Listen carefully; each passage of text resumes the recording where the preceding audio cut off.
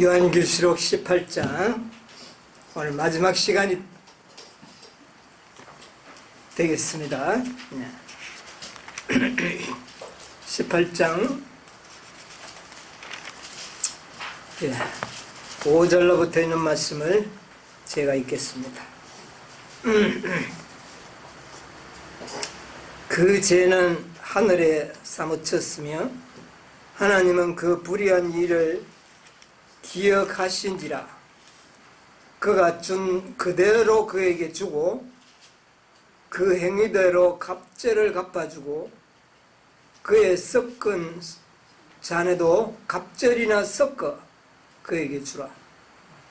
그가 어떻게 자기를 영화롭게 하였으며 사치하였던지 그만큼 고난과 애통으로 갚아주라.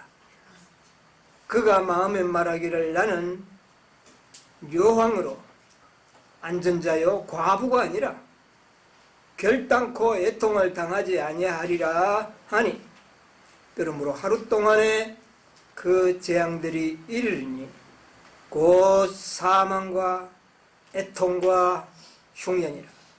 그가 또한 불에 살라지리니 그를 심판하실 주 하나님은 강하신 자이심이니라. 8절까지 제가 낭독했습니다.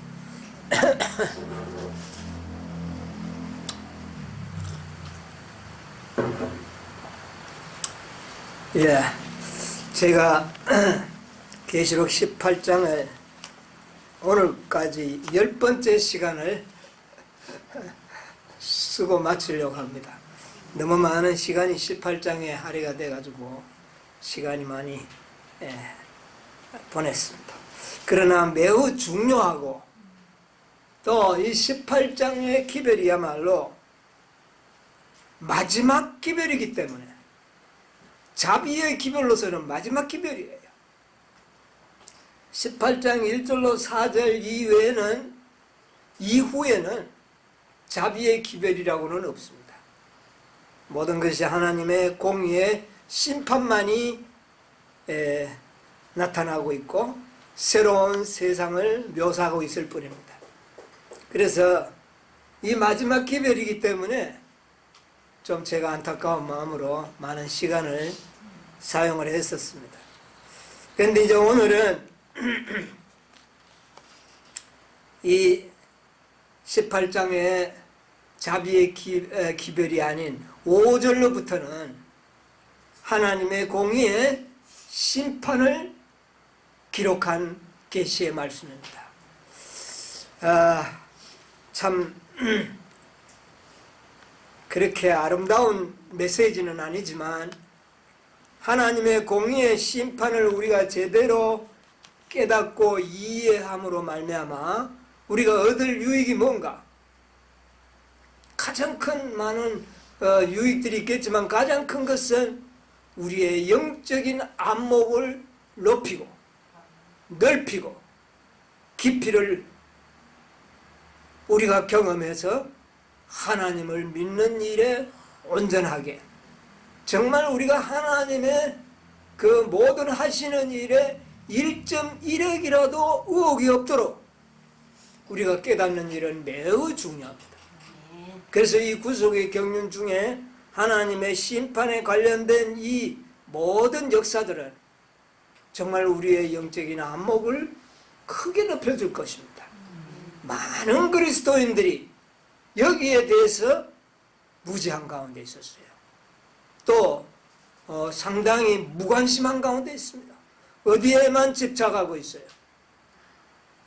구원 얻는 일에, 자신의 구원을 이루는 일에만 급급합니다. 그러나 그것이 그런다고 해서 그렇게 되는 것이 아니에요. 그래서 우리의 영적 안목을 밝히고 넓히는 일에 이 하나님의 공의의 심판이야말로 참으로 중요한 계시라는 것이죠. 제가 한번 시간 썼지 않습니까? 하나님의 품성이 가장 근본 토대가 되는 것이 무엇이라고요? 하늘 정부의 토대가 무엇이라고요? 다 맞는 말이지만 제가 원하는 단어는 공이라는 측면입니다. 예. 하나님의 보좌의 기초는 의와 공이라. 예, 공이에요. 그래서 이 공의는 어디에서 나타납니까? 심판에 나타나는 겁니다. 심판이 공의로워야지만 하나님의 자비도 공의로운 것입니다.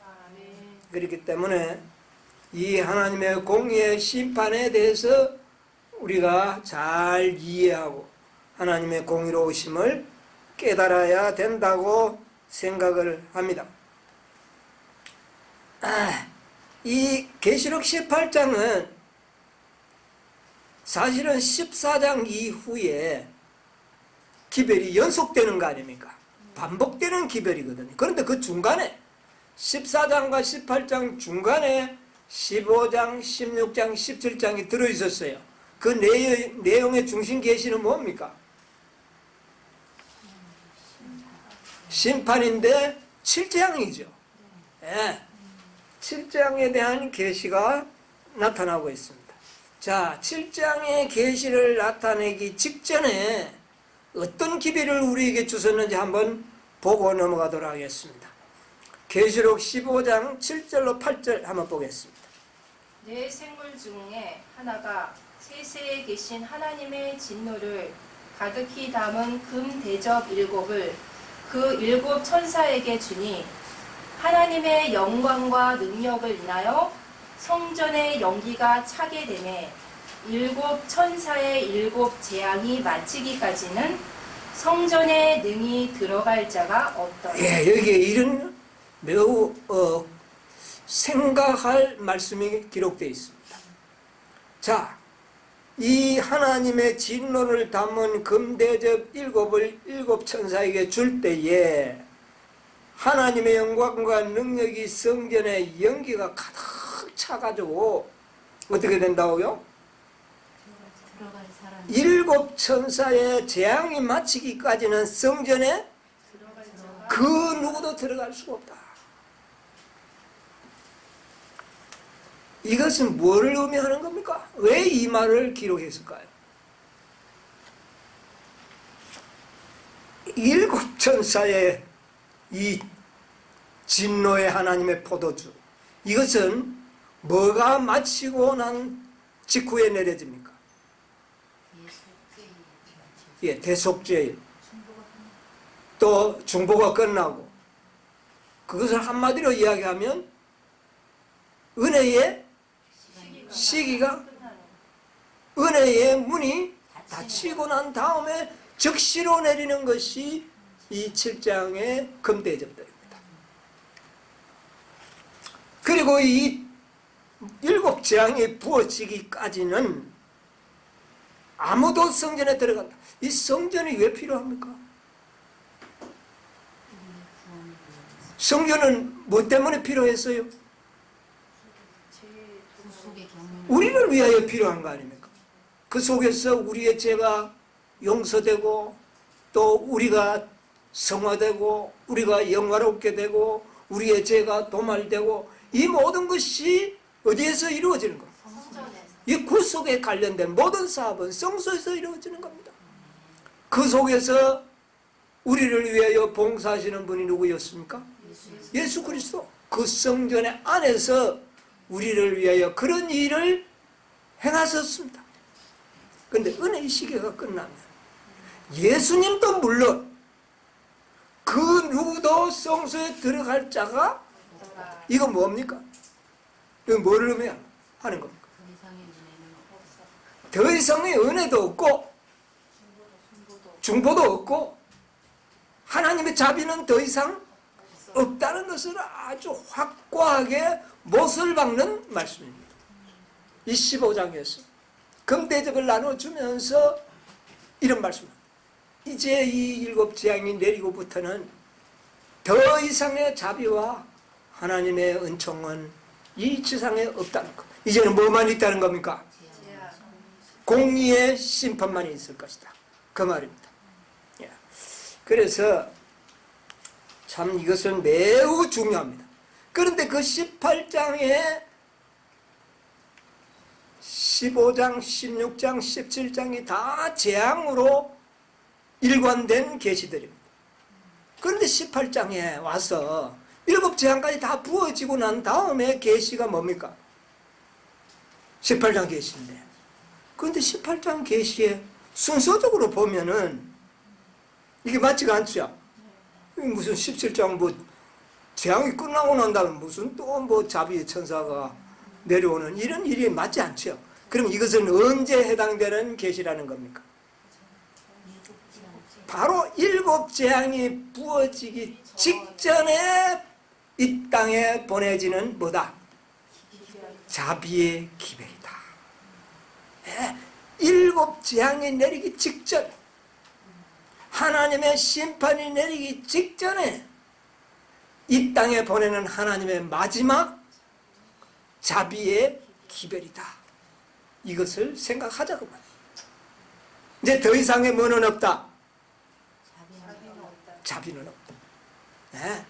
그것을 아까 우리 15장에서 언급한 겁니다. 그러면 이것은 7대접 재앙이 붙기 바로 직전에 하나님께서는 2일 후에 14장 천사의 그 모든 기별과 이런 하나님의 무서운 심판의 기별을 먼저 보여주고 난 다음에 경각심을 최고로 어떻게 했습니까? 올려놓고 난 다음에 이제 마지막 기별이다, 이제 이 말입니다. 이제 이 마지막 기별을 너희가 받아들이지 않는다면 너희들도 뭐를 받겠다? 하나님의 진노의 포도주잔을 너희도 마시게 될 것이라고 하는 엄중한 시기적인 개념이 있습니다. 예, 그래서 18장 천사는 아주 시기의 개념이 강하게 들어있어요. 바로 다시 말하지만 7재앙이 내리지기 바로 직전에 하나님의 마지막 자비의 호소다. 그래서 제가 9시간이나 섰던 겁니다.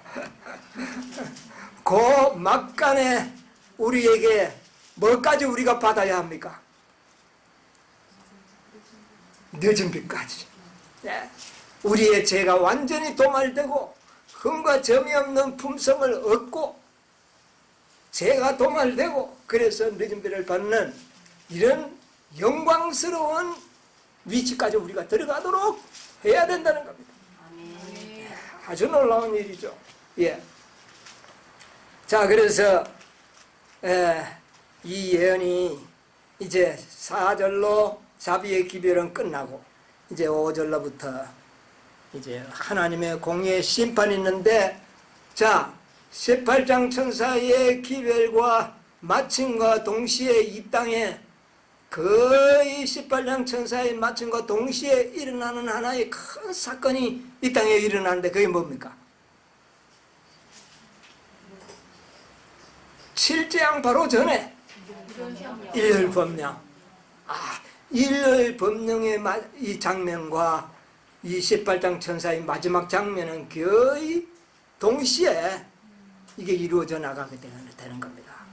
일렬법령과 동시에 이제는 7재앙과 또 연결되어서 가는 겁니다. 여러분, 이 18장 천사, 일렬법령, 7재앙은 거의 동시에 그냥 묶여서 이 모든 중요한 예언 속으로 우리가 들어가게 될 거예요. 그래서 가장 우리가 먼저 통과해야 할 환란이 있는데 그것이 뭡니까? 일렬법령이라는 것입니다. 일렬법령. 자, 일렬법령을 성경에 가장 역사적으로 추리해 볼 수 있는 역사가 하나 있는데, 일렬법령을 역사적인 표상으로 기록한 성경책이 하나 있어요. 여러분 기억이 빨리 안 됩니까? 에스더서입니다. 예, 에스더서. 이 에스더서를 우리가 잠시 좀 기억하고 넘어가는 것이 매우 중요하리라고 생각이 듭니다. 에스더서는 한 여인에 의하여 한 민족이 구원을 받는 그런 역사가 기록되어 있죠. 여러분, 이 여인은 마지막 시대에 하나님의 참 교회를 대표하는 성격을 가지고 있습니다. 네. 한 여인의 믿음으로 한 백성이 구원을 받는, 이거 정말 감동적인 역사지 않습니까? 예, 우리가 이 에스더서의 역사를 연구해 보면 정말 이것은 죽으면 죽으리라고 하는 그런 믿음을 가진 여인, 이것이 마지막 남은 교회의 백성들의 믿음을 한마디로 요약한 겁니다. 마지막 남은 교회의 백성들의 믿음은 어떤 믿음입니까? 죽으면 죽으리라 하는 믿음으로 주 믿은 백성들을 의미하는 것이죠. 자, 우리가 그것을 역사를 조금 상기하는 의미에서 에스더서를 조금 한 부분을 읽으면 모든 역사가 머리에 딱 떠오를 것이라고 생각하는데, 에스더 4장 13절로 17절을 한번 읽어보겠습니다. 모르드게가 그를 시켜 에스더에게 회답하되 너는 왕궁에 있으니 모든 유다인 중에 홀로 면하리라 생각지 말라. 이때에 내가 만일 잠잠하여 말이 없으면 유대인은 다른 데로 말미암아 노인과 구원을 얻으려니와 너와 네 아비 집은 멸망하리라. 내가 왕후의 위를 얻은 것이 이때를 위함이 아닌지 누가 아느냐. 에스더가 명하여 모르드게에게 회답하되 당신은 가서 수산에 있는 유다인을 다 모으고 나를 위하여 금식하되 밤낮 3일을 먹지도 말고 마시지도 마소서. 나도 나의 시녀로 더불어 이렇게 금식한 후에 규례를 어기고 왕에게 나아가리니 죽으면 죽으리이다. 모르드게가 가서 에스더의 명한 대로 다 행하니라. 예, 거기까지 보겠습니다. 모든 역사가 머리에 그림이 그려지죠. 예, 이 모르드게가 하만의 미움을 받고 죽임을 당하게 되고, 뿐만 아니라 그의 민족인 유대 민족이 모두 다 죽임을 당하는 위기가 이때 다가온 겁니다. 뭐 때문에 모르드게가 죽임을 당하게 됐습니까? 하만한테 뭔 잘못을 했어요? 하만에게 그냥 인사하는 정도의 절이 아니라 이것은 하나의 우상 숭배적인 경배 사상이 있었습니다. 그러므로 모르드게는 하만에게 뭐 할 수가 없었어요? 절을 할 수가 없었습니다. 그 이후로 죽임을 당하게 되었고, 또 자기뿐만 아니라 자기 민족이 다 멸절을 당하는 이런 위기가 온 겁니다. 그래서 제가 이렇게 가만 보니까요, 모르드게는 하나님의 율법 때문에 율법을 지키려 하다가 사형언도를 받지 않습니까? 그렇죠. 그래서 모르드게는 계시록 14장의 기별을 대표하는 역사적인 인물 같아. 14장에 뭐가 나오죠? 하나님의 안식일. 그렇잖아요. 안식일 때문에 짐승의 표를 받지 않으려고 뭐를 받게 되는 겁니까? 죽임을 받는 거잖아요. 이 모르드게가 그런 식이라. 그렇죠. 자, 그러면 에스더는 보니까 18장의 기별을 대변하는 여인같이 느껴야 돼요. 셋째 천사의 기별에 뭐를 주는 겁니까? 힘과 능력을 주는. 에스더가 뭐라 그럽니까? 모르드게에게. 우리 다 같이 금식 기도하자. 그리고 나는 죽으면 죽으리라고 내가 해서 왕께 나아가겠다. 그래서 이건 누구에게 용기를 주는 겁니까? 모르드게에게 힘과 용기를. 그래서 14장과 18장의 기별이 표상하는 인간들은 잘못되었지만 이 기별들은 협력을 이루어 놀라운 일을 해내는 겁니다. 그런데 이 모르드게가 한 말이 보면 참 의미가 있어요. 네가 왕후의 위를 얻은 것은 이때를 위함이 아닌지 누가 아느냐? 야, 이거 에스더가 왕후에 채택된 것도 이거 기적적인 이야기예요. 네. 그건 뭐 시간 없어서 다 설명을 못 드리고. 어쨌든 왕후가 됐어요. 여러분, 14만 4천인들이 영적 누구의 아내입니까? 왕후잖아요. 14만 4천인들의 사명감을 여기 이야기한 거 아닙니까? 왕후를 얻은 것은 너와 내 민족을 위하여 얻은 것이다. 그렇잖아요. 14만 4천인들이 참으로 흠과 점이 없는 죽으면 죽으리라는 믿음을 그렇게 경험하고 배웠어야 했던 것은 바로 허다한 무리들을 어떻게 해요? 참소와 사단의 비난을 잠재우기 위해서 이들에게 그것이 필요했던 거 아닙니까? 그러니까 왕후의 위를 얻은 것이 바로 어느 때를 위해서? 바로 하나님의 공의의 심판의 때를 위해서 네가 왕후를 얻은 것이 아니냐 하는 이 역사적인 어떤 의미를 가지고 있는 것 같아요. 그래서 이 에스더서를 그냥 슬쩍 넘어갈 역사가 아니라는 겁니다.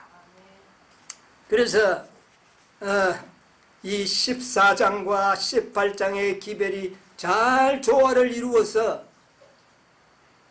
실패한 인간들이 아닌 성공한 하나님의 남은 자손들을 통하여 구속사업을 이루어낸다는 겁니다.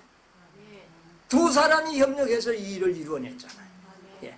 그래서 이런 역사적인 의미를 좀 우리가 생각했으면 좋겠습니다. 그래서 역사적인 배경도 보면은요, 역사적인 배경을 보면 왜 이런 고통과 고난을 그때 당시에 유대민족이 당하게 됐는가? 고레스 왕이 해방령을 내렸잖아요. 다 너희들은 다 어디로 돌아가라? 고향으로 돌아가라. 그래서 많이 돌아갔어요. 돌아갔는데 얼마 정도 돌아갔죠? 한 5만 명, 5만 5천 명, 이렇게 보고 있습니다.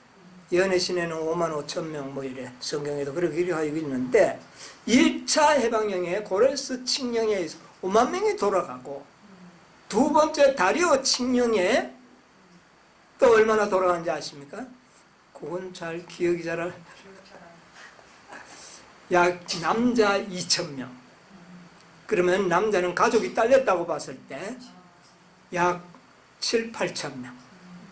그래서 2차 때 돌아갔어. 그러면 한 몇 명이 돌아간 겁니까? 한 6만 남짓 돌아갔어요.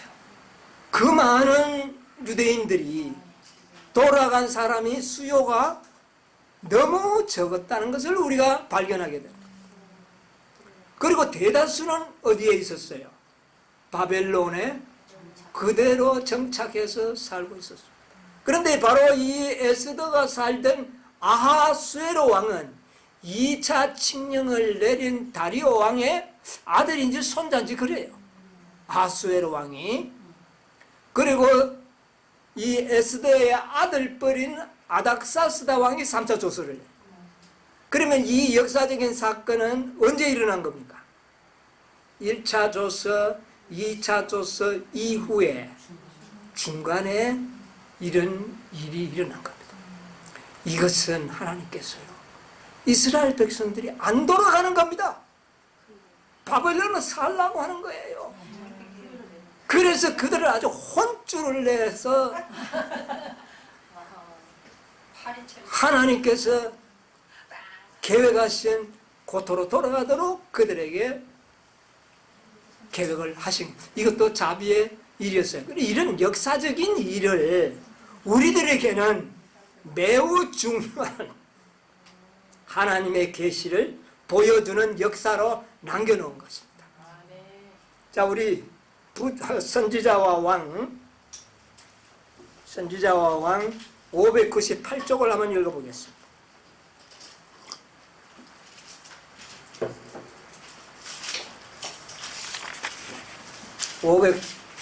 98쪽 고레스가 그들에게 고레스가 그들에게 베푼 은총으로 사로잡혀 온 자손들 중 5만 5천 명가량이 이 칙령의 혜택을 입었고 귀환할 수 있는 허락을 받았다. 그러나 메데 바사의 각도에 분산된 무수한 사람들과 비교할 때 이들은 다만 남은 자에 불과하였다. 이스라엘 백성의 대다수는 돌아가는 여행의 어려움과 황폐된 성읍과 집을 다시 세우는 고통을 당하기보다는 차라리 유량의 땅에 그대로 남아있기로 선택하였다. 예, 그것까지만 보. 이게 역사적인 그 모든 상황을 잘 설명해 주고 있죠. 예, 대부분의 사람들이, 오히려 부유한 사람들이 다시 고향으로 돌아가서 개척할 걸 생각하니까, 기가 차니까 돌아가지 않고 그 땅에, 바벨론 땅에 그대로 머물러 있다가 이런 아주 죽을 뻔한 고통을 당하게 되는 겁니다. 여러분, 그 짧은 기간이지만 그들이 당하는 고통을 한번 상상해 보세요. 에스더서에 보면 모두가 다 굵은 베옷을 입고 뭐 난리를 치지 않습니다. 우리가 결과를 아니까 웃으면서 보지요. 그들이 당하는, 그들은 얼마나 마음이, 심장이 아마 피가 빼어나오는 그런 고통을 경험을 했을 겁니다. 자, 그 다음에 605페이지, 선지자 왕 605페이지. 에스더 시대에 하나님의 백성에게 이른 실언은 그 시대에 극한된 특별한 경험이 아니다. 세상 끝날까지 여러 시대를 내려다본 계시자는 용이 여자에게 분노하여 돌아가서 그 여자의 남은 자손 곧 하나님의 계명을 지키며 예수의 증거를 가진 자들로 더불어 싸우려고 바다 모래 위에 섰더라. 그리고 선포하였다. 오늘날 세상에 살고 있는 어떤 이들은 이 말씀이 성취된 것을 볼 것이다. 과거 여러 시대를 통하여 사람들로 하여금 참 교회를 박해하게 한 동일한 정신이 장래에도 하나님께 대한 충성을 지키는 사람들에게 동일한 행동을 하고자 할 것이다. 지금도 이 마지막 대쟁투를 위한 준비가 이루어지고 있다. 하나님의 남은 백성에 대하여 최후에 공포될 법령은 아하수에로가 유대인들에게 내린 법령과 매우 비슷한 것이다. 예, 그까지 보겠습니다. 자, 이때 내린 아하수에로 왕의 법령이 마지막 무슨 법령과? 일요일 법령과 매우 유사할 것이다. 이건 정말 뜬금없는 일로 인하여 갑자기 이런 일이 유대민족에게 내린 겁니다. 우리도 아마 비슷하게 이런 경험을 경험하게 될 것인데요. 자, 이렇게 모든 유대민족을 죽이려고 하는 하만의 관계, 이것은 유대인을 다 죽이도록 하는 거. 이건 일요일 법령과 동일한 역사의 상징이라 그랬어요. 자, 그런데 아하수에로 왕이 이 법령을 내렸어요. 파사나라입니다. 바빌론이 망하고 파사나라인데, 일요일 법령을 내릴 나라는 어느 나라입니까? 파사나라가 어느 나라입니까? 예. 옛날에 페르시아가 오늘날에 미국을 상징하잖아요. 그렇죠.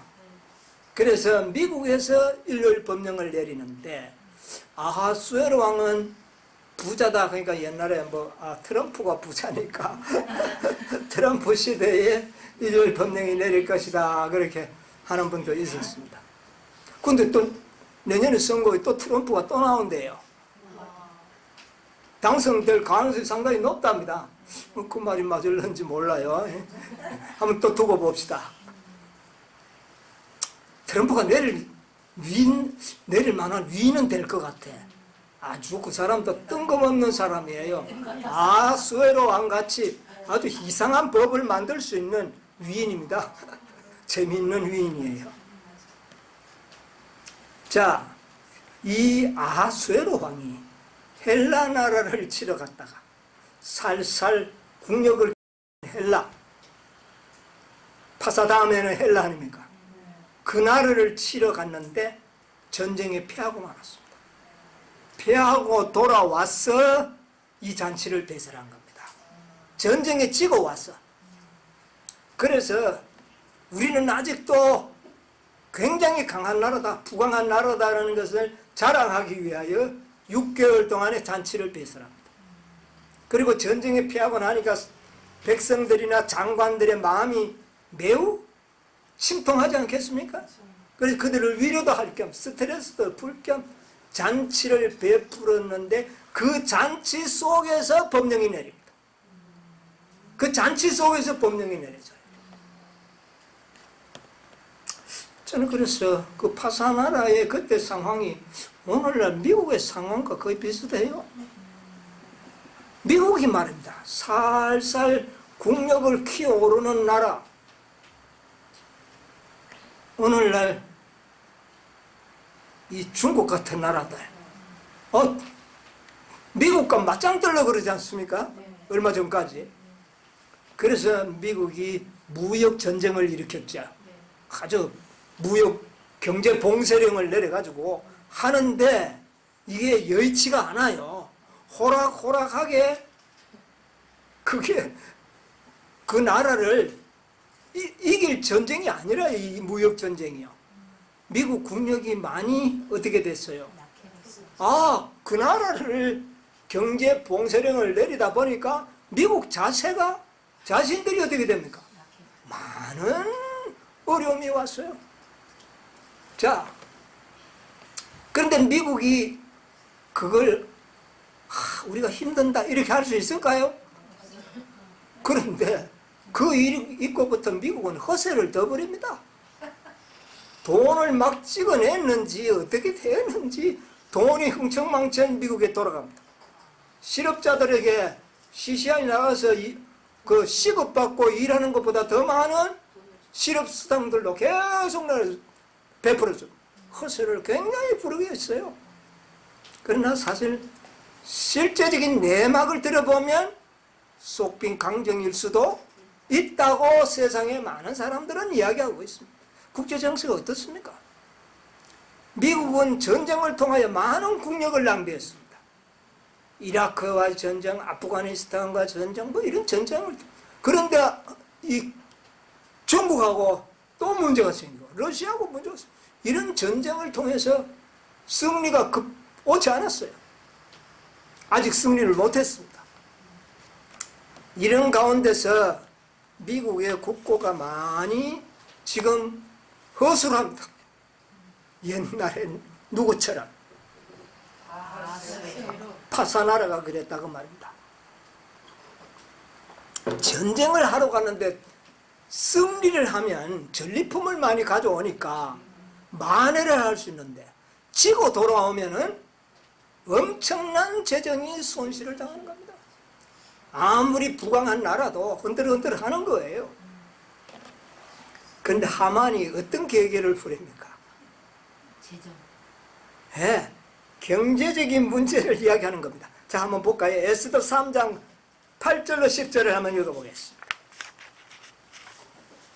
하만이 아하수에로 왕에게 아뢰되 한 민족이 왕의 나라 각도 백성 중에 흩어져 거하는데 그 법률이 만민보다 달라서 왕의 법률을 지키지 아니하오니 용납하는 것이 왕에게 무익하나이다. 왕이 옳게 여기시거든 조서를 내려 저희를 진멸하소서.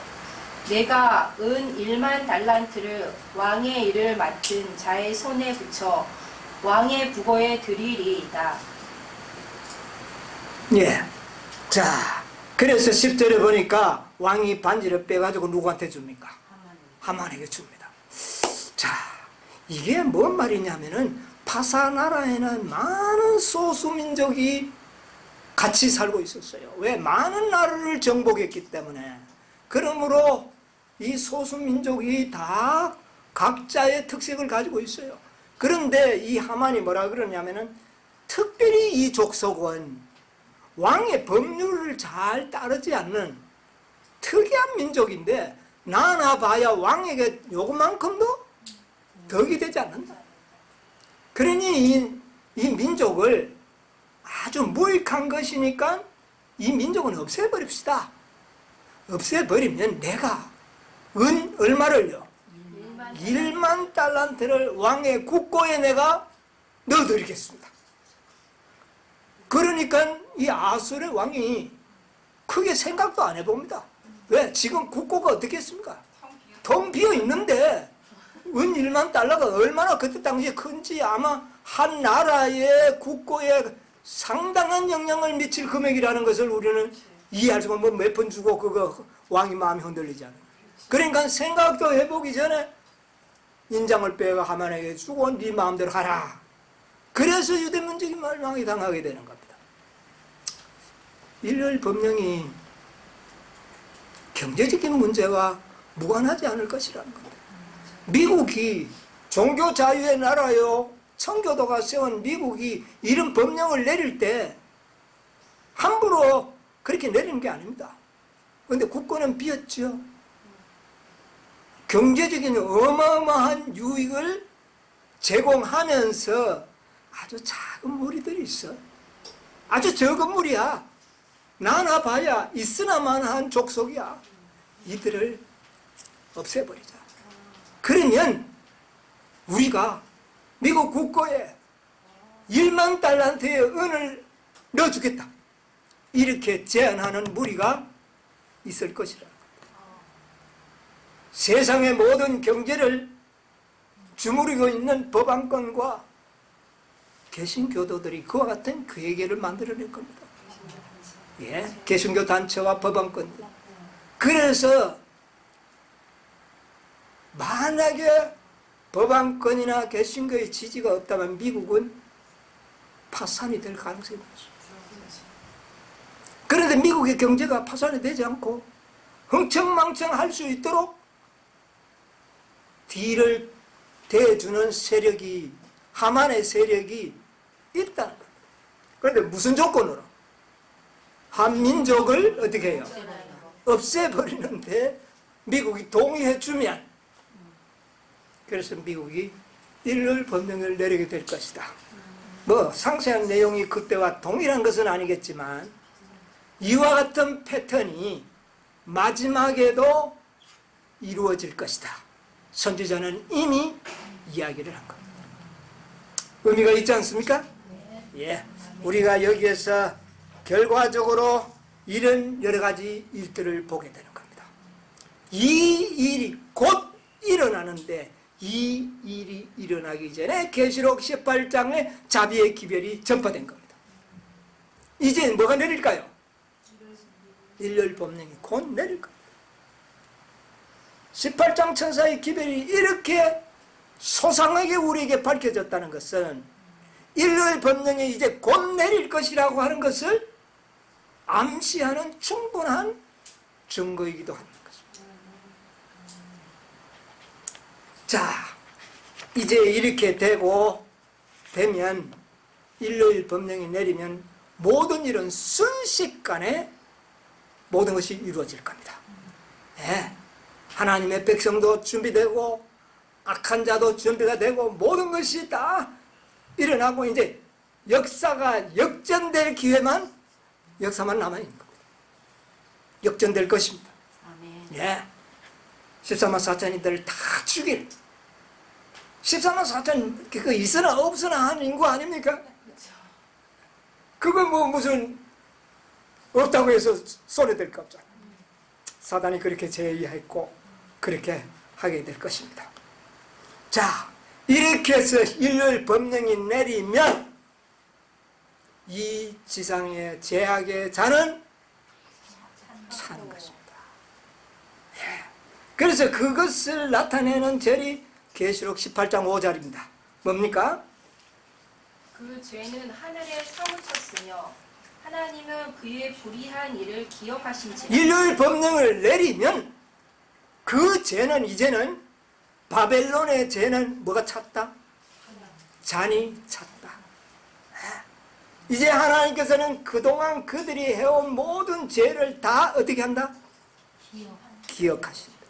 기억한다는 것은 심판하겠다는 말이에요. 여기는 자비가 섞이지 않는 그런 일이 일어날 것입니다. 자, 18장 7절로 10절 한번 읽어보겠습니다. 그가 어떻게 자기를 영화롭게 하였으니 사치하였든지 그만큼 고난과 애통으로 갚아주라. 그가 마음에 말하기를 나는 여왕으로 앉은 자요 과부가 아니라 결단코 애통을 당하지 아니하리라 하니 그러므로 하루 동안에 그 재앙들이 이르리니 곧 사망과 애통과 흉년이라. 그가 또한 불에 살라지리니 그를 심판하신 주 하나님은 강하신 자이십니다. 그와 함께 음행하고 사치하던 땅의 왕들이 그 불붙는 연기를 보고 위하여 울고 가슴치며 그 고난을 무서워하여 멀리 서서 가로되 화이토다 화이토다 큰 성 견고한 성 바벨론이여 이 시간에 네 심판이 이르렀다 하리로다. 예, 거기까지요. 여기에 이제 바벨론의 심판의 장면을 나타냅니다. 왜 그들이 이런 심판을 받게 되었는지를 이유를 설명하고 있죠. 예. 얼마나 그들이 자기를 영화롭게 하고 사치하였고 이제는 그들에게 뭔가 사치한 만큼 고난을 또 그 다음에 그들이 그렇게 영화롭게 하는 것만큼 애통으로 갚아주겠다는 겁니다. 하나님은 공의로우신 분입니다. 심판은. 예. 그들이 누린 것만큼 갚아주겠다. 그리고 뭐라고요? 갑절을 갚아주겠다. 그렇게 얘기합니다. 자, 그리고 좀 우리가 유의해 볼 대목은 8절에 보면 그가 또한 어디에 살라지리니? 불에 살라지리니. 그럼 불에 살라진다 하니까 전에 제가 좀 설교한 내용이 떠오르는 게 없습니까? 14장의 세 천사의 기별을 거절하고 짐승의 표를 받으면 무엇으로 고난을 받겠다? 불과 유황으로 고난을 받은 그 말이 좀 생각나지 않습니까? 예, 불로 살라지리. 특별히 이 문제를 언급하고 있다는 겁니다. 예, 심판하실 주 하나님은 강하시다. 예, 그리고 이 바벨론과 함께 음행하고 사치하던 땅의 왕들. 자, 바벨론과 음행했다면 가까운 사이입니까? 먼 사이입니까? 이거 동고동락했다는 이야기예요. 바로 그 왕들이 그 불붙는 연기를 보고 어떻게 합니까? 가슴을 치고 울부짖는 모습이고 고난을 무서워하여 어떻게 써서 와 멀리 씁니까? 가까이 안 쓰고 보고 이제는 멸망당하는 바벨론과 뭐를 두겠다? 거리를 두겠다. 여러분 이방 나라의 모든 왕들을 의미하거든요. 이방 나라가 바벨론과 짝꿍이 되어서 그렇게 사치와 부귀영화를 누렸지만 바벨론이 막상 멸망할 때는 그들과 곁에 있지 않고 어떻게 해야겠다? 멀리 서가지고 애가를 부르게 될 것이다. 애가가 뭡니까? 슬픈 노래죠. 화이토다 화이토다 화이토다. 큰 성밤 슬피 우는 겁니다. 이제 좋은 날은 다 어떻게 됐다는 말입니까? 다 바벨론의 멸망과 함께 왕들도 부귀영화와 그 다음에 모든 사치는 이제 어떻게 된 겁니까? 끝났다는 것을 슬픈 노래를 부르면서 그들은 이야기하고 있습니다. 자, 또 슬픈 노래를 부르는 사람들이 또 있어요. 왕들 말고. 네. 18장 9절로 10절. 그와 함께 음행하고 사치하던 땅의 왕들이 그 불붙는 연기를 보고 위하여 자, 잘못 이야기했네. 11절로 16절 보세요. 땅의 상고들이 그를 위하여 울고 애통하는 것은 다시 그 상품을 사는 자가 없음이라. 그 상품은 금과 은과 보석과 진주와 세마포와 자주 옷감과 비단과 붉은 옷감이요 각종 황목과 각종 상아 기명이요 각진나무와 진유와 철과 옥석으로 만든 각종 기명이요 계피와 향료와 향과 향유와 유향과 포도주와 감람유와 고운 밀가루와 밀과 소와 양과 말과 수레와 종들과 사람의 영혼들이라.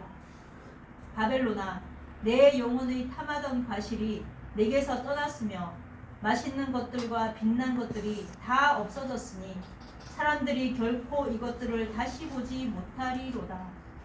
바벨론을 위하여 치부한 이 상품의 상고들이 그 고난을 무서워하여 멀리 서서 울고 애통하여 가로되 화이또다 화이또다 큰 성이여 세마포와 자주와 붉은 옷을 입고 금과 보석과 진주로 꾸민 것인데 그러한 부가 일시간에 망하리로다.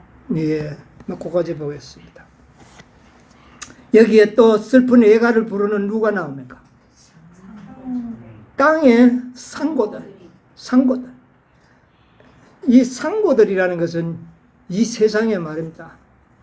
아주 글로벌 재벌들 있잖아요. 빅테크들. 어마어마한 재벌들과 그 밑에 같이 연계되어 있는 이 세상의 경제를 통치하고 있는 장사꾼들을 의미하는 겁니다. 그들이 상품이 자기가 만든 상품이 아니고 빌 게이츠가 만든 그런 컴퓨터 제품이 아니고 그거 다 누가 만들었다고요? 바벨론의 상품이라. 예? 이 상고들은 바벨론의 상품을 가져다가 장사해가지고 부귀와 영화와 사치를 누렸거든요. 그 모든 아이디어가 어디에 나온 거냐? 바벨론에서 나왔다는 겁니다. 여기 그렇게 이야기했어요.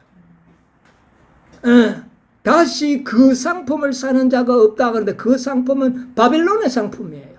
바벨론의 상품을 열고 했는데 뭐가 나옵니까?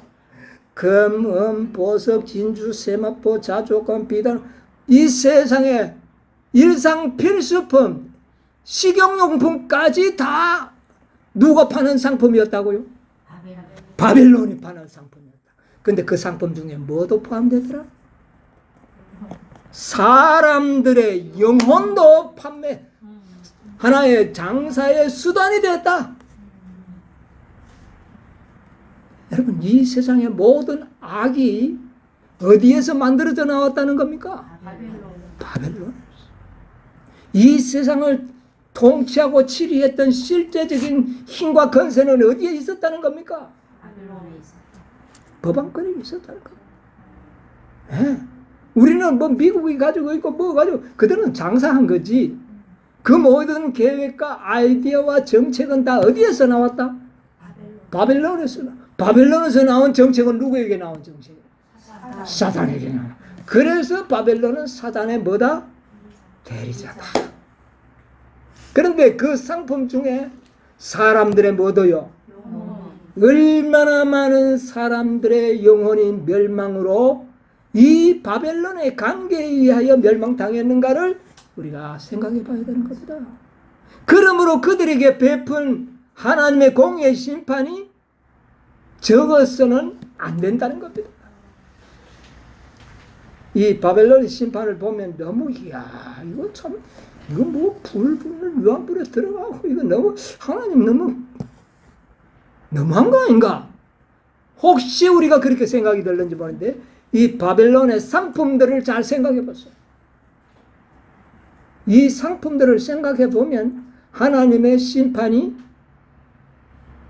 너무한 것이 아니라는 것입니다. 아주 공의롭다는 것을 알게 돼요. 사람들의 영혼까지. 그랬는데 이 상고들이 애가를 부릅니다. 화이또다 화이또다 큰 성 바벨론. 그들도 어디 서가지고요? 멀리 서서 그렇게 바벨론과 죽고 살지 못하던 그런 상고들도 이제는 어떻게 합니까? 멀리 서서. 애가를 부를 것이다. 여러분, 우리 전에 공부했죠? 바벨론의 멸망은 바로 이들에 의하여 그들이 멸망당하지 않습니까? 여기는 애가를 부르는 일면도 보여주지만 사실은 바벨론 세력이 멸망당하는 것은 이들이거든요. 세상 왕들과 상고들. 자, 그 다음에 또 애가를 부르는 자들이 또 있어요. 17절로 19절 보세요. 각 선장과 각 터를 다니는 성객들과 선인들과 바다에서 일하는 자들이 멀리 서서 그 불붙는 연기를 보고 외쳐 가로되 이 큰 성과 같은 성이 어디 있느냐 하며 티끌을 자기 머리에 뿌리고 울고 애통하여 외쳐 가로되 화이또다 화이또다 이 큰 성이여 바다에서 배 부리는 모든 자들이 너희 보배로운 상품을 인하여 치부하였더니 일시간에 망하였도다. 예, 여기 또 애가를 부르는 사람들이 나오죠. 어떤 자들입니까? 선장, 성객, 선인, 바다에서 일하는 자들, 무역상들을 이야기합니다. 이런 무역상들이 바벨론 상품을 통하여 큰 돈을 보고 부귀와 영화를 누리고 사치를 누리왔습니다. 그런데 이제 이 모든 것은 이제 어떻게 된다? 끝났다는 겁니다. 끝났다는 겁니다. 그리고 이 18장의 이 내용은요, 순수한 바벨론의 심판을 클로즈업하고 있는 겁니다. 이 세상 왕들이 그들이라고 하나님의 진의 보도를 받지 않는 건 아닙니다. 그러나 18장에는 누구의 죄를? 바벨론의 죄를 그렇게 다루고 있다는 겁니다. 바벨론은 사단을 대리하는 대표자로서 이 세상의 모든 것을 통치하고 관리, 관장해 왔다는 것을 하나님께서 이렇게 폭로해 주는 겁니다. 우리에게. 네? 그들의 죄가 단순하지 않다는 겁니다. 그들은 그 보배로운 상품을 가지고 아주 한때 재미를 많이 봤는데 이 바벨론이 일시간에 망하도다. 그럼 바벨론은 아주 갑자기 멸망을 당합니다. 일요일 법령을 내린과 동시에 그들은 패망하게 되는 겁니다. 네. 여러분, 하만이 일시적으로 죽이려고 했는데 일순간에 어떻게 됐습니까? 자기가 죽는 거잖아요. 바로 이것은 하나의 상징이에요. 네. 바벨론이 아주 순식간에 역전이 되어서 그들이 죽임을 당할 것. 그것이 하나님의 심판입니다. 네, 하나님의 공의의 심판입니다. 자, 그래서 이 세 부류의 애가가 여기에 나오는 겁니다. 그런데 애가를 부르지 않고 기쁨의 노래가 또 여기에 끝에 좀 나옵니다. 자, 기쁨의 노래를 부르는 자는 누구냐? 18장 20절로 21절 보세요. 하늘과 성도들과 사도들과 선지자들아 그를 인하여 즐거워하라. 하나님이 너희를 신원하시는 심판을 그에게 하셨음이라 하더라. 이에 한 힘센 천사가 큰 맷돌 같은 돌을 들어 바다에 던져 가로되 큰 성 바벨론이 이같이 몹시 떨어져 결코 다시 보이지 아니하리로다. 예. 자, 기쁨의 노래를 부를 자가 있어요. 그들이 누굽니까? 하늘도 기뻐하고, 그 다음에 이 땅의 고난을 통과해 오던 누구요? 성도들, 사도들, 선지자들. 이들은 기쁨의 노래를 부르라고 말하고 있습니다. 아, 이때 기쁨의 노래가 부르지 않을래야 부르지 않을 수가 없을 겁니다. 마치 애굽 군대에서 해방을 얻고 애굽 홍해를 어떻게 해요? 건너와서 바다 건너편에 섰을 때 누가 말하기도 전에 그들에게 기쁨의 노래가 흘러나왔던 것처럼 이런 노래를 성도들과 하늘과 선지자들이 부르게 될 것이다.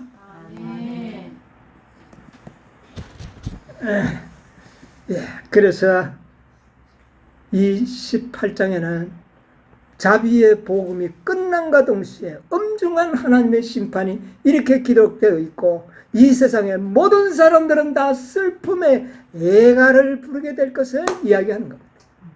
그런데 기쁨의 노래를 부를 자가 있어요. 하늘과 성도들입니다. 네. 이렇게 이 바벨론은 하나님의 엄중한 시험을 받고 불타버리는 이런 장면을 보게 되는데 그 이유를 18장 24절 마지막에 딱 결론을 내서 이야기합니다. 한번 읽어보세요. 자들과 성도들과 및 땅 위에서 죽임을 당한 모든 자의 피가 이 성중에서 보였느니라. 예, 이 세상의 모든 사단의 계계와 모든 성도들의 피를 흘린 모든 원흉은 어디에 있었다고요? 바벨론 성중에 있었다. 거기에서 다 나온 것이라. 그러므로 바벨론이 하나님의 심판을 받고 불과 유황에 살루어지는 것은 조금도 너무 하지 않다는 사실을, 공의로운 하나님의 심판이었다는 사실을 이야기해 주는 것입니다. 하나님의 심판은 공의로운 것입니다. 자, 오늘은 이제 18장은 이것으로 마쳐야 되겠습니다. 자, 여러분, 우리가 어떤 무리에 속해야 되겠습니까? 모두가 애가를, 슬픈 애가를 부를 때에 기쁜 노래를 부르는 그 무리들 속에 여러분과 제가 있어야 되지 않겠습니까? 우리 모두가 그 날에, 그 아주 위기일발의 순간에 놀라운 승리의 노래, 기쁨의 노래, 영광의 노래를 부르는 여러분과 제가 되기를 간절히 바라면서 오늘 말씀을 마치도록 하겠습니다.